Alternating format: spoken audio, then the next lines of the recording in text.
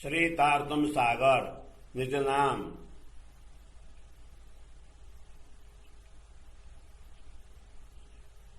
श्री सागर ग्रंथ प्रारंभ। श्री सागर ग्रंथ का अवतरण विक्रम संवत 1740 से 1748 के मध्य श्री पद्मावतीपुरी पन्ना में हुआ। इसमें परम धाम मूल मिलावा के अंतर्गत विराजमान श्री राजा जी, श्री श्यामा जी एवं ब्रह्मश्रेष्ठी के स्वरूप से विनिश्रित आठ सागर अथवा श्री राजा जी की शोभा, नूर ब्रह्मात्माओं की शोभा, एकात्मा भाव, एक दिली, श्रृंगार, प्रेम, ज्ञान संबंध एवं कृपा मेहर का विशद वर्णन किया गया है। इस ग्रंथ में कुल 15 प्रकरण, 11 से 28 चौपाइयां हैं तथा भाषा हिंदी है। श्री किताब आठ सागर मूल मिलावे की। सागर पहला नूर का हिंदी सरलार्थ। महामती कहते हैं, मैं परम धाम रंग भवन की प्रथम भूमिका का वर्णन कैसे करूं? इसका विस्तार ही अनंत है। सदगुरु श्री देवचंद्र जी ने मुझे संक्षिप्त रूप से जो संकेत दिए थे उसी शोभा को मैं यहाँ पर व्यक्त कर रहा हूँ। मूल मिलावा के प्रासाद अथवा हवेली के मध्य में एक चबूतरा है। उस पर 64 स्तंभ सुशोभित हैं। चारों दिशाओं में 4 द्वार हैं। चबूतरे के मध्य में दिव्य सिंहासन सुशोभित हैं। जो आत्माएं परम धाम की हैं, वे अपने हृदय को आलोकित कर इस दिव्यता का अनुभव करें। रसूल मोहम्मद को जब ध्यान अवस्था में दर्शन हुए, उस समय में कामधनी के निकट पहुंचे। उन्होंने ही कुरान में इसकी साक्षी दी है। अब ब्रह्मात्माएं उस पर चर्चा करेंगी। रसूल मोहम्मद ने कुरान में उल्लेख किया है कि परम धाम में 12,000 ब्रह्मात्माएं हैं। यह साक्षी श्यामा जी के अंग स्वरूपा ब्रह्मात्माओं की हैं, जिनका मूल घर अक्षर से भी परे अक्षरातीत परम धाम में है। अब मैं श्री राजा जी के आदेश अनुसार वर्णन करता हूँ। हे ब्रह्मात्माओं, ध्यान पूर्वक सुनो एवं धामधनी प्रदत्त ब्रह्म ज्ञान से विचार करो। स्वयं धामधनी ने तुम्हें यह शोभा प्रदान किए हैं। श्री राजा जी ने ब्रह्मात्माओं के हृदय को परम धाम बनाया है। यह तारतम ज्ञान रूपी संपदा भी उनके ही हृदय से आई है। स्वयं धामधनी ने तुम्हारी इतनी बड़ी प्रशंसा की है, तथापि खेद है कि ब्रह्मात्माओं का हृदय द्रवित नहीं हो रहा है। मूल मिलावे की सम्मुख तथा पीछे ज्योतिर्मय द्वार की शोभा अवर्णनीय है। इन दोनों के अतिरिक्त दाईं तथा बाईं ओर भी अन्य 2 द्वार हैं। इस प्रकार यहाँ पर 4 द्वारों का उल्लेख है। सम्मुख पूर्व की ओर के द्वार के 2 ज्योतिर्मय स्तंभ 5 रत्न विशेष के हैं। इनके साथ संलग्न 2 स्तंभ नीलमणि के हैं। इस प्रकार इनकी शोभा अद्वितीय है। इस मुख्य द्वार के सम्मुख पश्चिम दिशा पृष्ठ भाग में 2 स्तंभ नीलमणि नीलवी के हैं एवं इनके साथ के अन्य 2 ज्योतिर्मय स्तंभ 5 रत्न के हैं।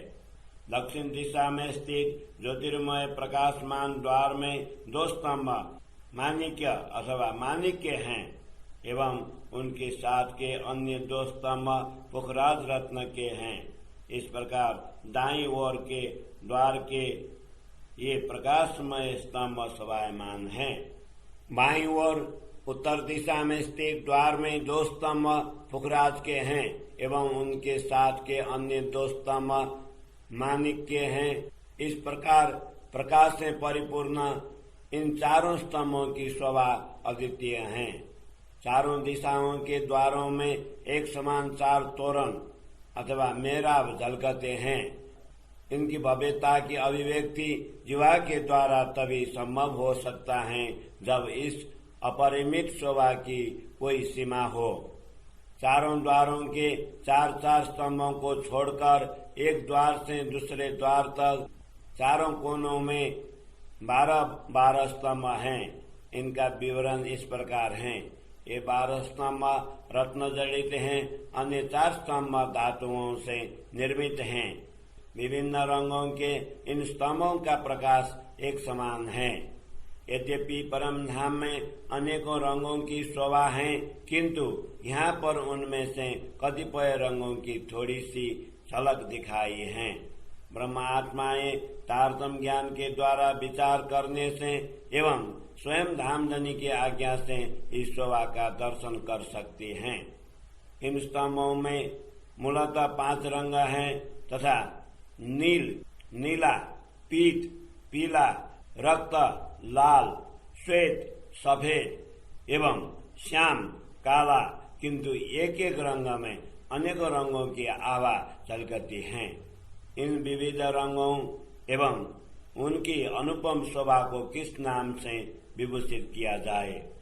मूल मिलावा के प्रासाद के मध्य में स्थित चबूतरे पर 64 स्तंभों की शोभा देखिए, जहाँ पर परम धाम के विविध रंगों के अनेकों रत्न शोभायमान हैं। इन रंगों के नाम लिए नहीं जा सकते, क्योंकि सभी एक दूसरे से बढ़कर सुंदर हैं। मैं तो इन रत्नों के नाम ले लेता, किंतु इनके नाम ही अनेक हो जाते हैं। इन रत्नों तथा धातुओं के नाम के बिना मात्र रंगों का वर्णन करना जीवा के द्वारा संभव ही नहीं है। ये सभी रंग एक ही रस दिव्य प्रकाश के हैं, किंतु वे विभिन्न रंगों में प्रकाशित होते हैं। इन रंगों तथा रत्नों की शोभा शब्दों में तभी व्यक्त की जा सकती जब इनकी कोई सीमा हो, किंतु परम धाम की यह विविधता ब्रह्मात्माओं के हृदय में अंकित हो जाए, इसलिए मैंने विविध प्रकार के इनका उल्लेख किया है। अन्यथा श्री राजा जी के इस नित्य शाश्वत एवं अखंड परम धाम के इन रत्नों एवं रंगों की व्याख्या कैसे हो सकती है? परम धाम में धातु, रत्न, रेशम तथा रंग न कभी पुराने होते हैं और न ही नवीन होते हैं। वे तो सदा शाश्वत एक रूप हैं। जब कोई वस्तु उत्पन्न ही नहीं होती तो उसे किस नए नाम से विभूषित किया जाए? स्वर्ण, रत्न या अन्य जो कुछ हैं, वे सभी इसी भूमि में उत्पन्न होते हैं। जब परम धाम में कोई वस्तु उत्पन्न ही नहीं होती तो फिर उसके नष्ट होने का कोई प्रश्न ही नहीं उठता। इसलिए परम धाम के स्तंभ तथा अन्य सामग्री शब्दों के द्वारा व्यक्त नहीं होती। ब्रह्मात्माएं इस पर विवेक पूर्वक विचार कर सकती हैं। परम धाम की इस वाणी अथवा तारतम्य वाणी पर विचार कर देखेंगे तभी हृदय प्रकाशित होगा। यद्यपि इस नश्वर संसार के नाम तथा उदाहरण अनित्य हैं, तथापि परम धाम की नित्य वस्तुओं के लिए इनका उदाहरण देना पड़ता है। इस नश्वर जगत की अनित्य ज्योति को देखकर वैकुंठ के अधिक प्रकाश की कल्पना की जा सकती है। अक्षर धाम के स्वामी अक्षर ब्रह्म ऐसे अधिक वैकुंठ लोगों को पल मात्र में बनाकर मिटा सकते हैं। इसीलिए नश्वर जगत वैकुंठ तथा अक्षर धाम के प्रकाश को देखकर दिव्य परम धाम के अलौकिक प्रकाश का अनुभव करना चाहिए। जब इस प्रकार चिंतन करने लगेंगे तब आत्मा को थोड़ी सी आनंद की अनुभूति हो सकेंगी। अन्यथा परम धाम के एकांत स्थल मूल मिलावा के लिए दूसरे उदाहरण का कोई विकल्प भी तो नहीं है। जब अक्षर धाम की दिव्य भूमि के एक कण मात्र के समक्ष भी करोड़ों सूर्य का प्रकाश निश्चित हो सकता है, तो फिर उस दिव्य भूमिका के रत्नों के दिव्य तेज के लिए कौन सी उपमा दी जाए? अक्षरधाम के विषय में रसूल मोहम्मद ने ऐसा उल्लेख किया है, जिब्रील फरिश्ता इससे आगे किसी भी प्रकार नहीं जा सका। वस्तुतः वह दिव्य परम धाम में कैसे पहुंच सकता है? वहां पर जाते हुए उसके पंख जलते हैं। हे ब्रह्मात्माओं, धामधनी के इस तेजोमय परम धाम की स्थिति को देखो। जहाँ पर प्रवेश करते हुए जिब्रील फरिश्ता के पंख जलने लगते हैं। यद्यपि इसके समान अन्य कोई देवदूत नहीं है। रसूल मोहम्मद को साक्षात्कार हुआ तभी उन्होंने इस दिव्य परम धाम का थोड़ा सा उल्लेख किया। ब्रह्मात्माओं के द्वारा अभी इसीलिए इसका वर्णन हो रहा है कि उनका मूल शरीर अखंड परम धाम में ही है। धामधनी ने इन ब्रह्मात्माओं को अपनी अंगना समझकर उनके हृदय को अपना धाम बनाया है। जब अक्षरातीत धनी की पूर्ण पहचान की ज्ञान रूपी सूर्य उदय हुआ तभी इन ब्रह्मात्माओं को साक्षात्कार हुआ। इस दिव्य परम धाम के मूल मिलावा में प्रियतम धनी एवं उनकी अंगनाएं श्यामा जी तथा ब्रह्मात्माएं विराजमान है। धामधनी की इस अद्वैत भूमिका का वर्णन कैसे किया जाए? हे ब्रह्मात्माओं, तारतम ज्ञान के द्वारा विचार कर परम धाम की इस विशेषताओं को हृदयंगम करो। तुम्हारे लिए ही इस ब्रह्म ज्ञान का अवतरण हुआ है, इसलिए तुम परम धाम के दिव्य प्रकाश को देखो। तुम्हारे लिए इस ब्रह्म ज्ञान का अवतरण इसी कारण हुआ है कि तुम्हारा संबंध अद्वैत परम धाम के मूल मिलावा से है। इसलिए अहर्निश इसका चिंतन करते रहो। यहीं पर बैठाकर धामधनी तुम्हें यह खेल दिखा रहे हैं। अब मूल मिलावा के इस 64 स्तंभों की गणना करो, जिसके मध्य में चारों ओर 4 द्वार हैं। इन रत्न जड़ित स्तंभों की रंगों का नाम तभी बताया जा सकता है जब इनके प्रकाश से कोई स्थान खाली दिखाई देता हो। इस मूल मिलावा में 10 दिशाओं में ऊपर नीचे सर्वत्र दिव्य प्रकाश का सागर ही तरंगित हो रहा है। इस दिव्य भूमिका में ऐसा उज्जवल प्रकाश है कि वहाँ के एक कण का प्रकाश भी करोड़ों सूर्यों के प्रकाश को निस्तेज कर सकता है। मूल मिलावा के ऊपर टंगा हुआ चंदवा तथा नीचे बिछा हुआ कालीन, तकिया आदि सभी प्रकाश पुंज की भांति चमकते हैं। जहाँ भी देखते हैं वहाँ पर सर्वत्र ज्योतिर्मय किरणों की अपार लहरें उठ रही हो ऐसा प्रतीत होता है। रत्नों की 2 स्तंभों के बीच में प्रकाश के अतिरिक्त अन्य कोई रिक्त स्थान नहीं है। दोनों स्तंभों के बीच का प्रकाश कहीं दीवार की भांति प्रतीत होता है। इस रत्नों के रंगों की शोभा किन शब्दों में व्यक्त की जाए? 2 स्तंभों के मध्य में यदि कोई स्थान खाली भी होगा तो वहाँ पर भी दोनों स्तंभों के रत्नों का प्रकाश परस्पर स्पर्धा करता हुआ होगा, जिससे वहाँ पर और अधिक प्रकाश दिखाई देगा।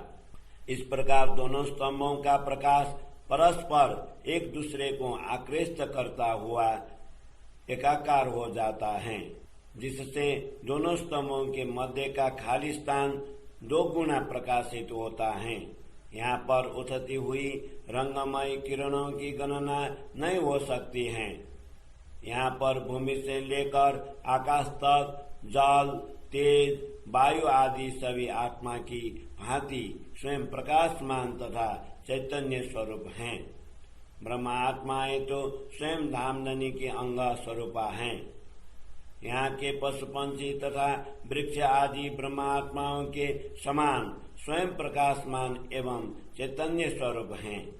धामधनी की इस अद्वैत भूमिका में चैतन्य के अतिरिक्त यहाँ पर अन्य कुछ भी नहीं है।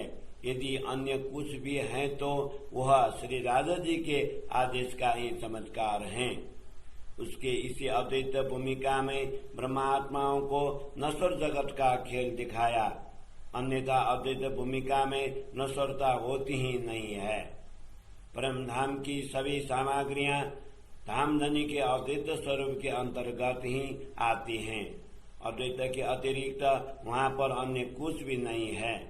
यह मूल मिलावा धामधनी के ही प्रकाश से परिपूर्ण है। यहाँ का भवन तथा उस पर बिछी हुई कालीन आदि सभी सामग्री धामधनी के ही प्रकाश से परिपूर्ण है। चबूतरे के ऊपर सुशोभित चंदवा तथा उसमें लगी हुई झालरें सभी धामधनी के ही प्रकाश से प्रकाशमय हैं। इसके नीचे चबूतरे पर बिछी हुई कालीन भी उसी प्रकाश से ओतप्रोत हैं। जहाँ भी देखते हैं सर्वत्र प्रकाश ही प्रकाश व्याप्त दिखाई देता है। ब्रह्मात्माएं इस प्रकाशमय चबूतरे की कटहरे के अंदर पूर्ण रूप से भरकर बैठती हैं। यहाँ के स्तंभ तथा तकिए आदि भी प्रकाशमय हैं। प्रकाश के अतिरिक्त यहाँ पर अन्य कुछ नहीं है। चबूतरे के मध्य में प्रकाशमय सिंहासन शोभायमान है। इसमें युगल स्वरूप श्री राधे श्यामा जी विराजमान हैं। चारों ओर ब्रह्म आत्माएं विराजमान है। उनके दिव्य प्रकाश की शोभा का वर्णन नहीं हो सकता है। उनके दिव्य स्वरूप प्रकाशमय हैं। उनके वस्त्र आभूषण तथा उनकी शोभा एवं सुंदरता सभी प्रकाशमय हैं, जिनसे चारों ओर प्रकाश फैलता है। उनके गुण, अंग, इंद्रियां, वाणी, वचन आदि सभी प्रकाशमय हैं। उनके दिव्य विग्रह एवं स्वभाव भी प्रकाश से परिपूर्ण हैं। साथ ही उनका कथन तथा श्रवण भी। गुरु गोविंद दोनों खड़े किसको लागों पाए, बलिहारी गुरुदेव की गोविंद दे हैं बताए। बलिहारी गुरुदेव की गोविंद दे हैं बताए। कृष्ण कन्हैया लाल की जय। गुरु जी मेरे मन मंदिर मही रहे। गुरु जी मेरे मन मंदिर मही रहे। इस दुनिया में हम हैं अकेले, इस दुनिया में हम हैं अकेले, तुम ही साथ निभाए। गुरु जी मेरे मन मंदिर मही रहिए। गुरु जी मेरे मन मंदिर मही रहिए। रोबत रोबत थक गई नैना, रोबत रोबत थक गई नैना, अब तो आओ मत देर करो ना। भवसागर